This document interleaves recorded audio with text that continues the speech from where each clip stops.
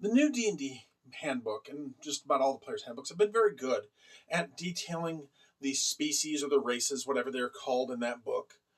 And they do a good job at explaining the pros and cons of picking different races. Now, of course, the idea is that most of the people who populate these worlds, even though there are fantastical creatures and beings and people throughout the worlds, and they're all people, but most of the people are human. And in most fantasy games, that is the case. As a matter of fact, even in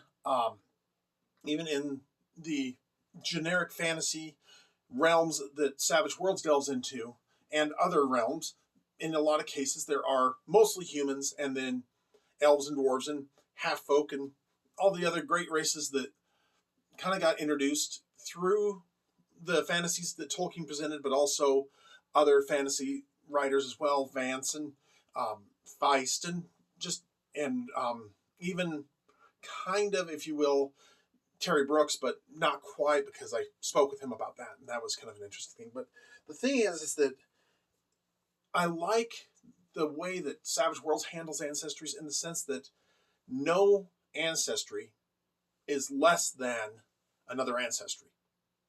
So there's a balance to it. If you're human, you're adaptable. And that means you get a free edge, a free novice level edge, just for being human, just for making your character.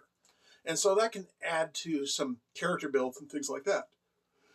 But if you want to, say, take a dwarf character, then you're going to take someone who is slower by their pace is a little, they have a reduced pace, and then they gain night vision and a sturdiness, a toughness to them. So what this does is it balances out.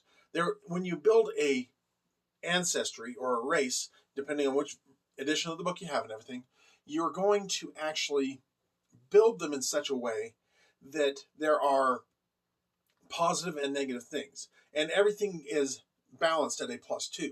That's the +2 ability, again, and adaptable for humans. But it's also, so say that you take the +2 ability with the dwarf of low light vision. Then, that's something a human can't do. But then to counter that, to add to that, you also want to take the toughness, the additional add to your overall toughness. And then that means that you're going to end up needing to take the reduced pace as a minus ability to counter that. And so it balances out. And it does the same for elves and half folk and all the others.